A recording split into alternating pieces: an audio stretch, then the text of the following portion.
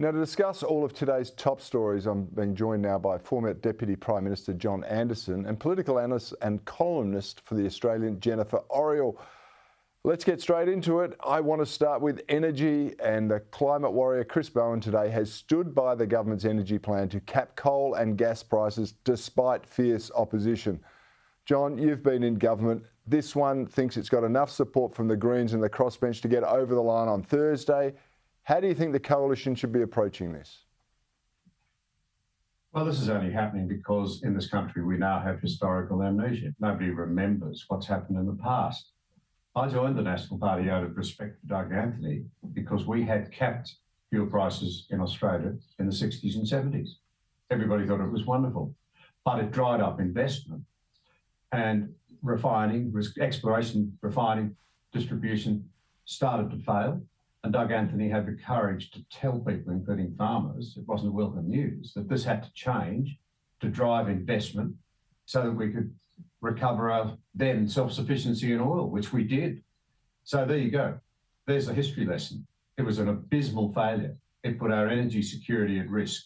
Over time, far from holding prices down, it meant that we were in danger of not having the fuel we needed. That's lesson number one.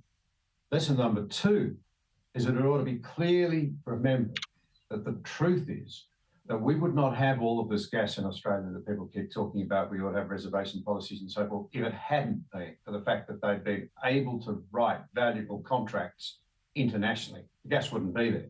The market worked, the gas is there, it was committed internationally, while the two biggest states, New South Wales and Victoria, have sat on their hands for 15 years and not develop their own massive gas reserves.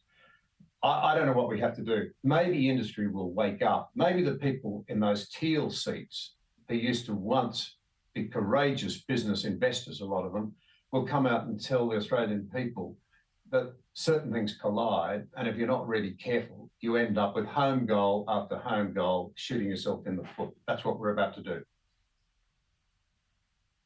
That's exactly what it seems like to me. And if you don't learn from history, you're doomed to repeat it.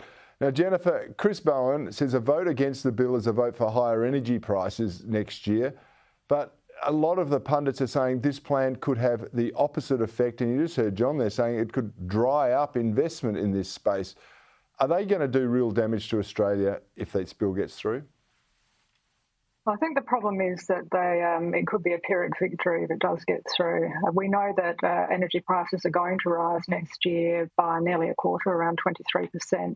They'll be slightly less worse bill paying under Labor's plan in the short term. But if they get this bill through in its current form, there is a real danger that international investors will turn away and go for energy markets that are far more affordable and that have less risk to investment return.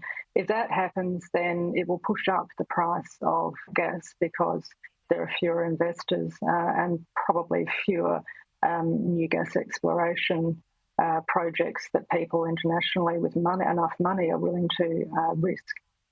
So there is a problem here, and I think Labor and all of the MPs voting on this need to think really carefully about the longer-term ramifications of what looks like a nice sweetener bill.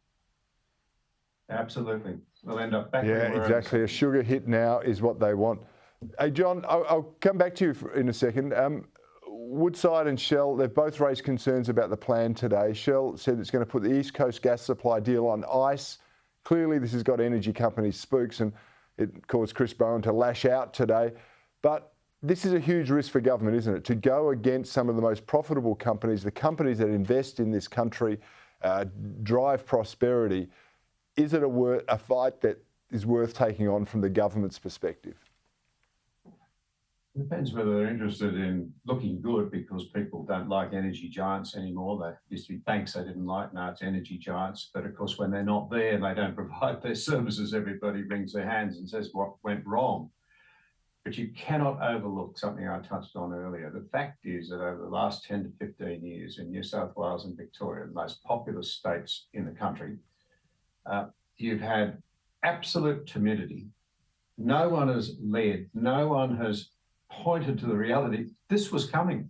I'm sorry, you could see it coming. I remember right back in the days when I was in government asking my department to write me some papers on Australia's energy future, because we're a major exporter, but we haven't been looking after our domestic situation. We've let our oil self-sufficiency slide away to virtually nothing. And at the same time as we did for a while in some areas, encourage export gas, which of course is a good thing because it supplants so many dirtier fuels. You've had just a refusal to lead in New South Wales and Victoria. So the chickens are all coming home to roost. And I wonder how long it'll be before we actually get a sophisticated enough debate up in this country so that people can understand how short-term opportunism versus sound economic policy in a mixed economy that allows people to make a profit, encourages them to take a risk, and it's a very risky business developing energy resources. It's very risky, it's very difficult. A lot of people can't do it. Mightn't like the giants who do it, but just stop and think what it's going to be like if they don't do it.